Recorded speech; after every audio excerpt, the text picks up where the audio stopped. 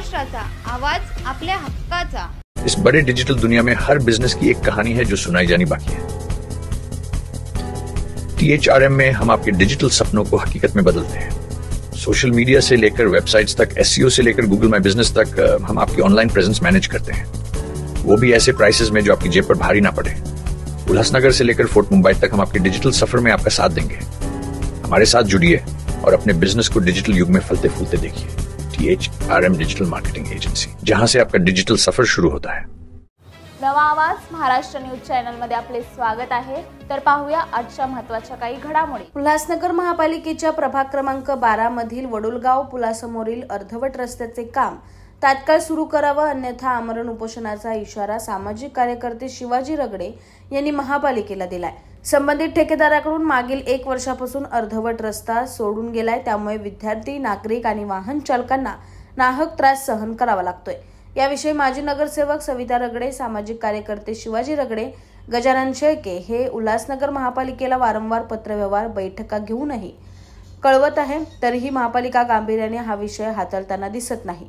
जून महिन्यात शाळा सुरू होणार आहेत, त्यापूर्वी रस्त्याचे काम होणे गरजेचे आहे, अन्यथा 28 मे पासून महापालिका प्रशासनाविरोधात माजी नगरसेविका सविता रगडे, गजानन शेळके आणि सामाजिक कार्यकर्ते शिवाजी रगडे हे आमरण उपोषणाला बसणार असल्याचा इशारा महापालिकेने दिलाय।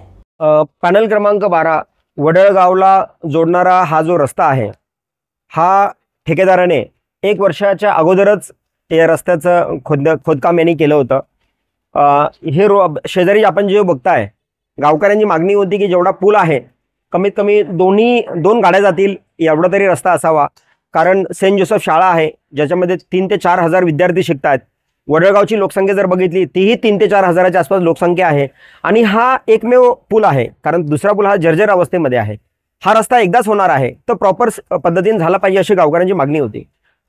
ठेकेदाराने गुलराज टावर पासून तर इथपर्यंत या रस्त्याचं काम केलं आणि पुढचा रस्ता करतो असे आश्वासन देत राहिला, प्रशासनाने आश्वासन देत राहिलं, परंतु आश्चर्याचा धक्का आम्हाला तेव्हा बसला की आम्ही सातत्यपूर्व मागणी करत असताना जेव्हा आंदोलनाचा इशारा दिला की जर या रस्त्याचं काम मंगळवारपर्यंत झालं नाही तर आम्ही आमरण उपोषण करणार आहोत, तर प्रशासनाने असं उत्तर दिलं की याचं एस्टिमेट प्रस्तावित आहे, म्हणजेच 1 करोड रुपये जो निधी गुलराज टावर चौकापासून तर वडळगाव पुलापर्यंत ह्या रोडचा एस्टिमेट बनवण्यात आलं होतं, अंदाजपत्रक बनवण्यात आलं होतं।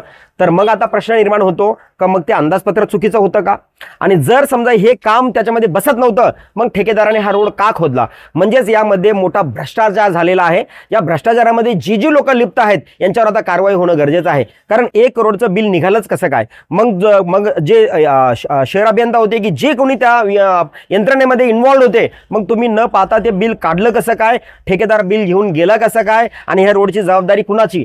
म्हणून जोपर्यंत या रोडचं काम प्रत्यक्ष सुरू होत नाही, आता नवीन अंदाजपत्रक तुम्ही कधी करणार, काय करणार आम्हाला माहित नाही, कारण आता हा मे महिना संपत आलेला आहे आणि आम्ही यांना सुट्ट्या लागण्यापूर्वीपासून सातत्याने त्यांना रिमाइंडर देत होतो की शाळा सुरू होणार आहे आणि शाळा सुरू झाल्यानंतर तुम्हाला रोडचं काम करता येणार नाही। पावसाळा सुरू झालेला आहे, आता मध्यंतरी पाऊस पडला तो लोक घसरून पडतात, लोकांना चालता येत नाही, गाड्या नेता येत नाही, तर ह्या नागरिकांना जो होणारा त्रास आहे, शाळेतले विद्यार्थी, टीचर, गावकरी आम्ही सर्व मिळून मंगळवारपासून इथे उपोषणाला बसणार आहोत। बातम्या पाहण्यासाठी चॅनलला सबस्क्राइब करा, बेल आयकॉनवर क्लिक करा आणि रहा सतत अपडेट।